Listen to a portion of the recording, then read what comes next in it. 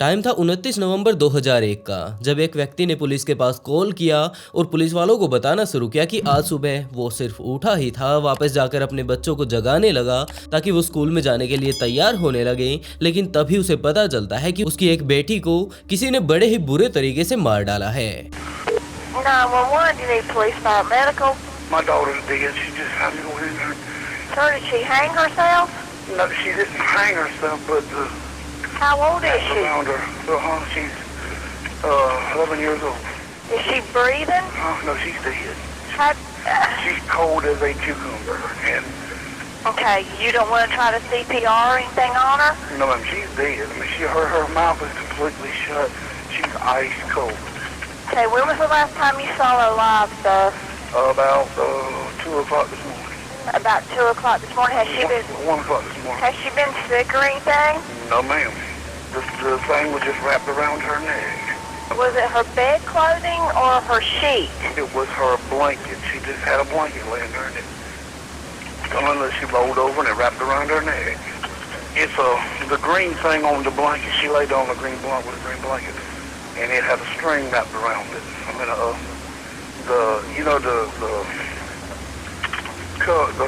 I gotta call my wife. Okay. Okay, what kind of house do you live in, sir? What color is your house? It's white. So she's gone on to be with the Lord because she was a Christian. Please, I really Okay. All right, I sir. have my light on. All right, sir. Thank you, ma'am. Thank you. Bye-bye. Bye-bye. Police सीधा का सीधा आ पहुंचती है इस व्यक्ति के घर पर उससे अता पता लेकर, और वहां पर आने के बाद जब उन्होंने चेक किया तो उन्होंने पाया कि इस लड़की ने तो अपनी जान गंवा दी है, और उस आदमी से पूछताछ करनी शुरू की कि तुम्हें इस बारे में क्या कुछ पता है, रात को यहाँ पर क्या हुआ था, तुम्हें अगर कुछ भी पता हो तो हमें बता दो। और उस आदमी ने बताना शुरू किया कि उसका नाम बिली है और वो यहाँ पर अपनी पत्नी मैरी और अपने 3 बच्चे अमांडा, जेसिका और कायला के साथ रहा करता था। वो एक रेस्टोरेंट में डे के शिफ्ट में काम किया करता था और उसकी वाइफ मैरी यहाँ पास में ही मौजूद एक फैक्ट्री में रात की शिफ्ट में साफ सफाई का काम किया करती है। पहले तो ये दोनों ही लोग दिन में काम किया करते थे, लेकिन टाइम इनके बच्चे अकेले रह जाया करते थे, जिसके कारण इन दोनों ने ये फैसला किया कि एक बंदा रात को ड्यूटी कर लेगा, एक दिन में कर लेगा, और इसी के कारण इनके बच्चों के पास भी एक ना एक बंदा ऐसा जरूर रहेगा जो कि इन्हें संभालता रहेगा। अब पुलिस बिली से पूछताछ करने लगती है तो बिली ने रात का सारा सीन बताया। उसने बताया कि हम लोग रात को इकट्ठा होकर घर पर आराम से खाना खाते हैं और उसके बाद उसकी वाइफ मैरी अपने काम पर चली जाती है, लेकिन अभी उसके बच्चों ने अपना स्कूल का काम कंप्लीट नहीं किया था तो वो सारे के सारे बच्चे वहीं पर बैठकर स्कूल का काम भी करने लगते हैं। अमांडा और कायला ने तो अपना स्कूल का सारा काम कंप्लीट कर लिया था, लेकिन अभी भी जेसिका का काफी सारा काम बचा हुआ था, तो अमांडा वहीं पर बैठ जाती है, उसकी मदद करने लगती है कि जो प्रॉब्लम तुम्हें आ रही है वो मुझे बताओ, और उसके बाद वो उसकी मदद कर देगी। और इसी तरह काम करवाते करवाते काफी ज्यादा रात हो चुकी थी। कायला तो अपना स्कूल का काम कंप्लीट होते ही जाकर सो जाती है, लेकिन अमांडा और जेसिका अभी भी स्कूल का काम कर रहे थे। और जैसे ही जेसिका का स्कूल का काम कंप्लीट होता है तो जेसिका जाकर कायला के पास सो जाती है, लेकिन अमांडा इनसे अलग एक दूसरे कमरे में सोया करती थी। अब सारे बच्चे सो चुके थे और रात के लगभग 3 बज चुके थे कि इसी टाइम रात को बिली की नींद खुलती है और उसने देखा कि घर में मौजूद जितनी भी लाइट हैं वो सारी की सारी ऑन हैं। उसे कुछ समझ नहीं आया कि यार इतनी रात तक ये लाइटें क्यों जल रही हैं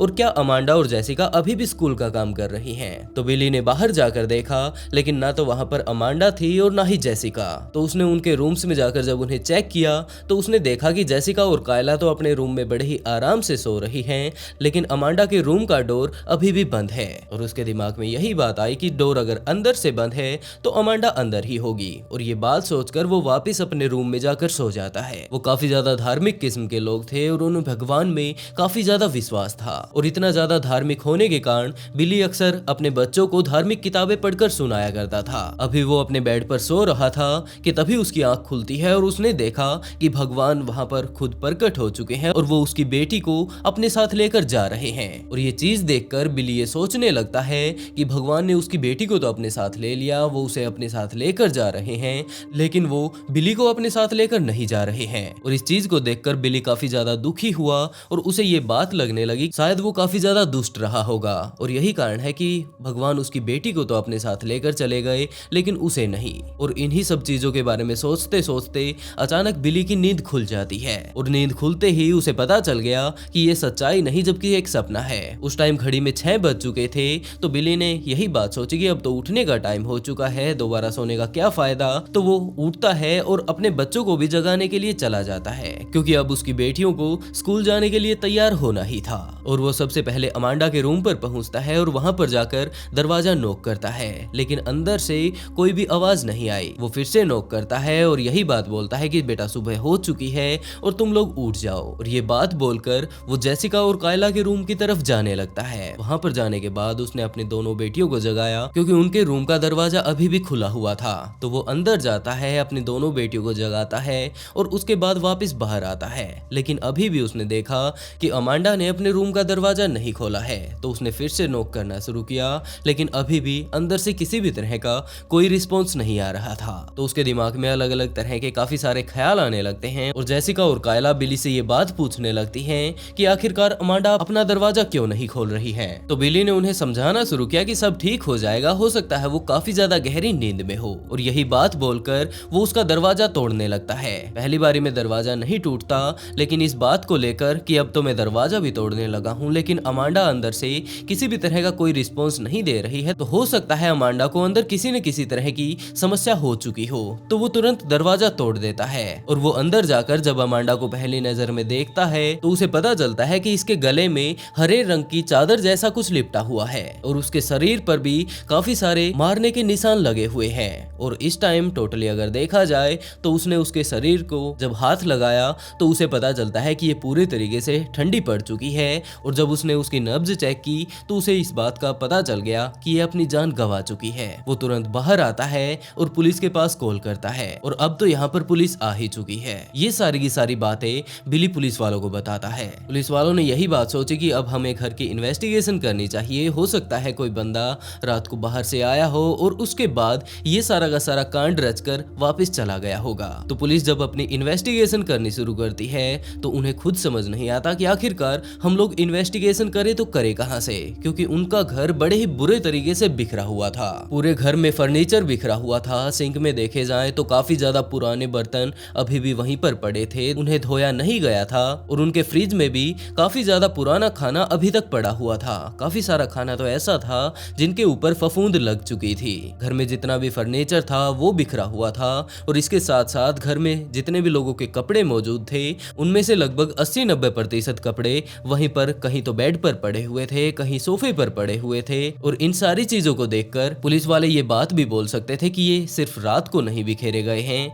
जबकि ये लोग शायद रहते ही कुछ इस तरह से होंगे। तो पुलिस वालों ने बिली का इतिहास निकालना शुरू किया और उन्हें पता चलता है कि लगभग आज से 2-3 साल पहले पुलिस इनके घर पर पहले भी आ चुकी है। दरअसल ये लोग अपने बच्चों का इतना अच्छे से ध्यान नहीं रखते थे, जबकि आज से पहले जिस घर में ये लोग रहा करते थे वहां पर एक टॉयलेट भी नहीं था और इसके बच्चे घर में ही टॉयलेट होना हुआ या फिर फ्रेश होना हुआ उसे एक बाल्टी में करते और उसके बाद उसे बाहर कहीं खाली करने के लिए जाया करते थे। और उनकी पूरी फाइल पढ़ने के बाद कि किस तरह का बर्ताव ये अपने बच्चों के साथ किया करते थे, पुलिस वालों को पूरी बात समझ आ जाती है कि इन लोगों को अपने बच्चों की केयर करने में कोई इंटरेस्ट नहीं है। और उस टाइम तो इसके बच्चों को इनसे अलग कर दिया जाता है इतने टाइम के लिए जब तक कि ये अपने लिए एक नया घर ना खरीद लें और वहां पर बच्चों के रहने के लायक माहौल ना बना ले। और उसके बाद इन दोनों पति पत्नियों ने काफी ज्यादा मेहनत की और काफी सारे पैसे इकट्ठा किए और यूएसए के रॉक हिल साउथ कैरोलिना में एक घर खरीद लिया जहां पर कि ये लोग आज के टाइम में रह रहे हैं। पुलिस वाले अमांडा की बॉडी को अपनी हिरासत में ले लेते हैं और उसे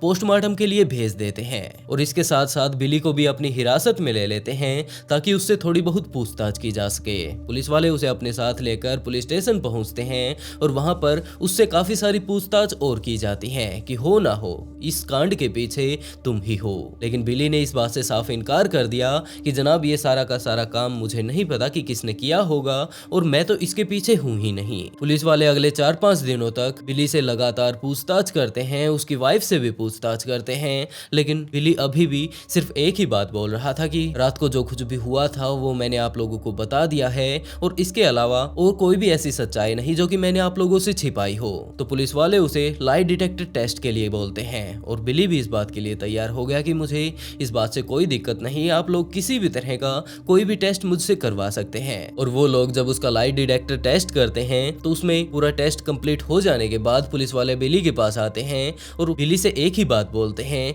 कि वो इस टेस्ट में फेल हो चुका है। बिली भी इस बात को लेकर काफी ज्यादा हैरान हुआ कि वो इस टेस्ट में फेल कैसे हो सकता है, उसने तो सारी की सारी बातें बिल्कुल साफ साफ बताई हैं। लेकिन पुलिस वालों ने ये बात कही कि अब तुम पकड़े जा चुके हो तो सारी की सारी बात बिल्कुल साफ साफ हमें बता दो, नहीं तो हम लोग जिस तरीके से तुमसे पूछेंगे वो शायद तरीका तुम्हें पसंद ना आए। और बिली भी इस बात के लिए तैयार हो गया कि चलो सर, आप लोग इतना ही ज्यादा जोर दे रहे हैं तो मैं आप लोगों को बता देता हूँ। और उसने पुलिस वालों को बताना शुरू किया कि वो रात को जागता है, उसकी नींद खुल चुकी थी लगभग 3-4 बजे के आसपास, और वो अपनी बेटी के रूम में जा पहुंचता है और वहां पर बैठकर वो मास्टरबेटिंग कर रहा था। लेकिन तभी अमांडा की नींद खुल जाती है और वो उससे एक ही बात पूछती है कि उसके पिता यहाँ पर क्या कर रहे हैं। और उनकी ऐसी कंडीशन को देखकर वो भी समझ नहीं पाई कि वो आखिरकार करे तो क्या करे। तो आखिर में बिली ने वहीं पर रखा एक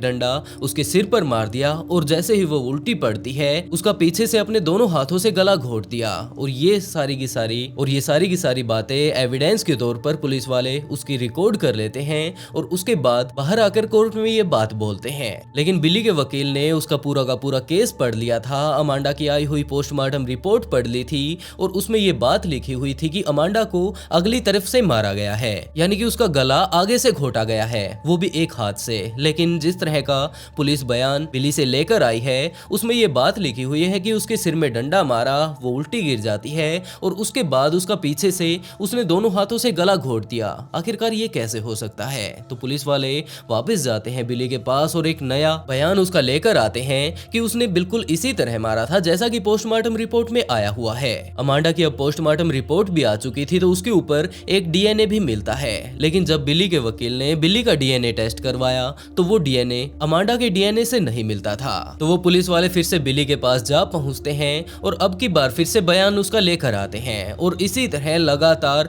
उसके 3 से 4 बार बयान बदले जाते हैं। ये बात बिली के वकील को भी समझ नहीं आ रही थी कि बिली लगातार अपने बयान क्यों बदल रहा है और अब की बार जो ये डीएनए मिला है ये किसका है। और इस केस के ऊपर उसके वकील ने और ज्यादा जब छानबीन की तो उसे पता चलता है कि यहाँ पर एक क्रिमिनल है जो कि कुछ एक दिन पहले ही जेल से छूटा है और ये डीएनए उसी का है। तो बिली के वकील ने वो रिपोर्ट ले जाकर पुलिस वालों को दी कि जनाब ये डीएनए तो इस बंदे का है और पुलिस वालों ने भी ये बात कही कि चलो ठीक है, हो सकता है ये डीएनए इसका हो और हो ये भी सकता है कि बिली ने उसके साथ मिलकर अमांडा की हत्या की हो। और अब की बार पुलिस वाले इस केस को इस एंगल से भी देखने लगते हैं। उसका वकील काफी बार पुलिस वालों को ये बात बोलता है कि शायद आप लोगों ने ये बात ठान ली है कि बिली को इस केस में इन्वॉल्व करना ही है और ये बंदा तो कातिल है ही। तो पुलिस वालों ने कहा कि हमें इन बातों में कोई इंटरेस्ट नहीं कि हम किसी बेगुनाह को फंसवाएं, लेकिन हमारा ये इंटरेस्ट जरूर है कि कोई गुनहगार हमारे हाथों से ना बच जाए। इस केस के ऊपर काम करने वाला वकील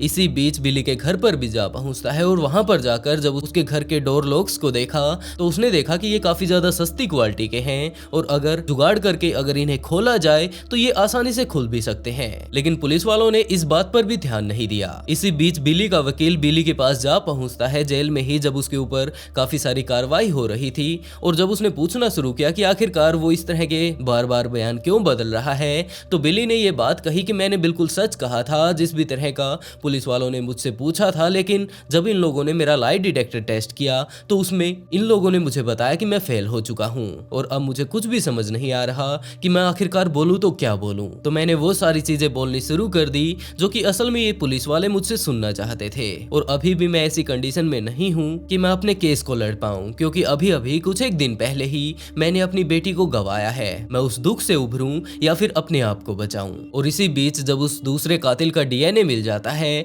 तो उसे भी पकड़कर पुलिस अपने साथ ले आती है और जब उससे पूछताछ की जाती है कि तूने इस बंदे के साथ मिलकर आखिरकार इस लड़की को क्यों मारा तो उसने साफ इनकार कर दिया कि जनाब कौन है ये बंदा, मैं इसे जानता तक नहीं, मैंने इसे अपनी जिंदगी में पहली बार देखा है। लेकिन जिस तरह का माहौल बिली ने अपने बच्चों को दिया था, उन सारी चीजों को जानकर, उसके पुराने केस को देखकर पुलिस वालों के दिमाग में ये बात आ चुकी थी कि इसे अपने बच्चों से कुछ भी लेना देना नहीं है और इसकी बेटी की अगर मौत भी हो गई होगी तो इसे शायद कुछ खास फर्क नहीं पड़ा होगा और इसके केस में जरूर ये इन्वॉल्व है। और इस केस को ले जाकर कोर्ट में पेश किया जाता है और मुकदमा चलने लगता है इन्हीं दोनों लोगों के ऊपर, एक तो वही पुराना कातिल और एक बिली। बिली की रिहाई के लिए उसके वकील ने जज के सामने काफी सारे सबूत इकट्ठा किए और सारी की सारी बातें बताई, लेकिन जज ने भी ना तो बिली के वकील की सुनी और ना ही उस दूसरे कातिल की, और इन दोनों को ही उम्र कैद की सजा सुना दी। बिली के वकील ने बाद में भी काफी सारी ऐसी अर्जियां डाली कि जनाब ये बेगुनाह है और कोई भी ऐसा सबूत नहीं जो कि इस बात को साबित कर पाए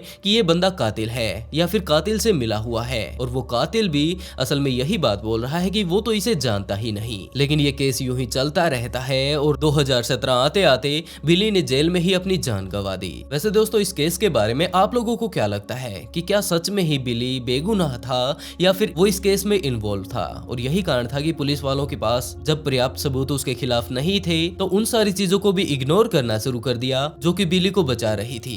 अपनी राय कमेंट बॉक्स में जरूर बताइएगा और अगर वीडियो पसंद आई हो तो वीडियो को लाइक कर चैनल को सब्सक्राइब जरूर कर लें, क्योंकि इसी तरह की काफी सारी स्टोरी मैं यहाँ पर लाता रहता हूँ। और अगर आप लोग शाउट आउट चाहते हैं तो वीडियो के नीचे जाकर एक प्यारा सा कमेंट जरूर करें। और इसी के साथ दोस्तों आज का शाउट आउट जय बजरंगबली को and write a beautiful comment to get shout out in next video. बहुत जल्द मिलते हैं एक और नई स्टोरी के साथ।